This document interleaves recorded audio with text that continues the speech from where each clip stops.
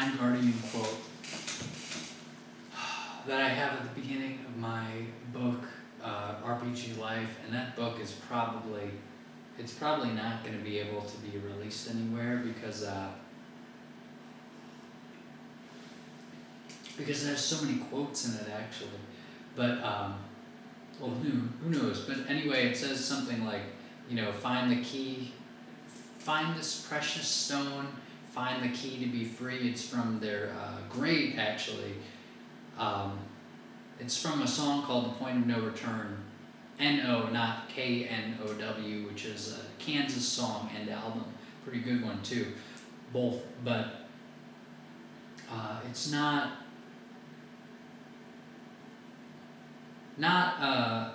common between those, Matt.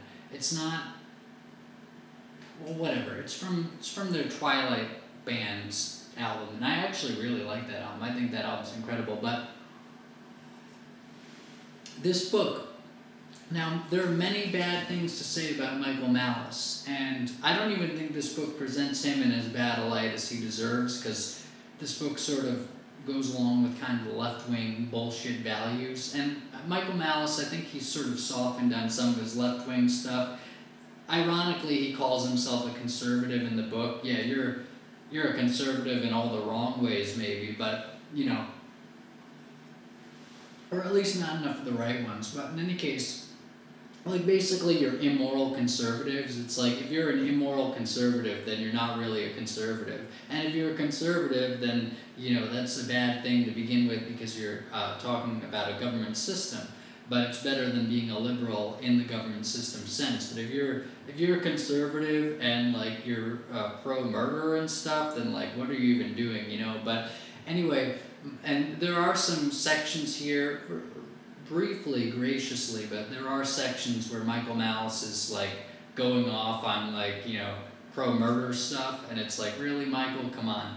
But I refuse to say anything but pro-murder anymore for that kind of stuff. You can think of, you can guess what it is, okay? But anyway, Michael Malice, and he says something like, oh, these people at this college had never thought for a minute or something about their position on, like, being pro-life and stuff, and it's like, actually, Michael, I think you're the one who hasn't thought for a minute on your position on being pro-murder, But anyway, like, just the fact that I can call it pro-murder means that for you to just give a blanket statement of this is good, it's like, are you fucking kidding me, man? But anyway, aside from, like, a little bit of stuff like that, Michael Malice is just a funny guy in this book, and, like, it really hit me at the end. Like, I wasn't expecting there to be, like, a real emotional payoff, but right at the end, let's see how many pages it is. He meets Harvey Picard, and it does seem kind of natural. I was talking in the other video, in the introduction to this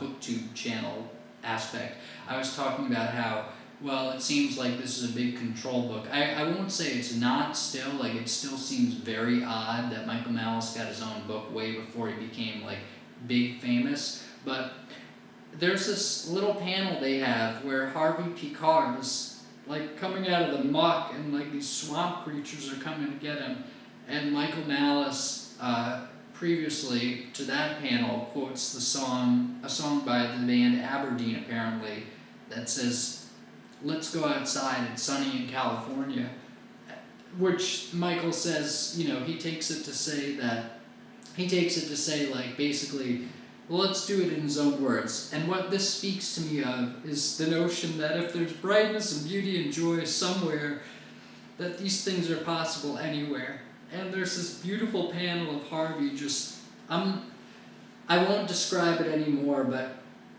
this book reaches a real emotional crescendo. And you can't get this book new anymore, but I highly recommend it. It reaches an emotional crescendo.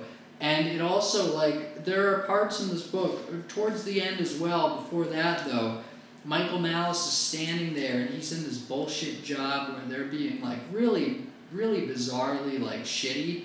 And I've been in job situations like that as well, where people just, it doesn't even make sense, like, strategically what people are doing, but then also it's immoral, and this was the case here. Like, strategically, it was just bizarre, and it didn't work out at all, but then it was also immoral what they were asking of him.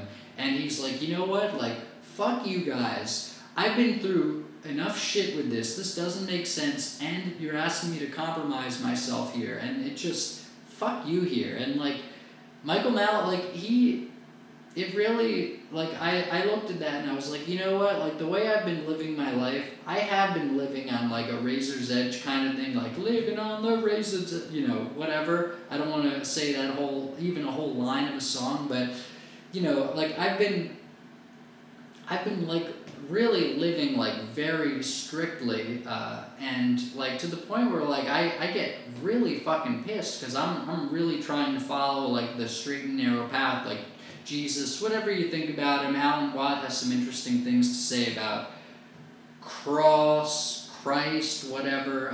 Like, there are some really interesting things to look into that, like, people don't even, like, people criticize Jesus and stuff, they don't even mention, like, some of the really, like, parts. Like, just check out Logion 22 in the Gospel of Thomas and get back to me, you know? Like, and I'm not, like, perhaps it's apocryphal because it's not true, but it's like there are some interesting things to look into about a lot of stuff. But, like, one thing that Jesus said, of the many things that Jesus said, and perhaps people manipulate Jesus, like perhaps certain Freemasonic people manipulate Jesus to be something that he's not, but one thing that really has spoken to me, and a thing that I have never seen anybody else live this way at all. I think I'm the only person I've ever known who's lived this way.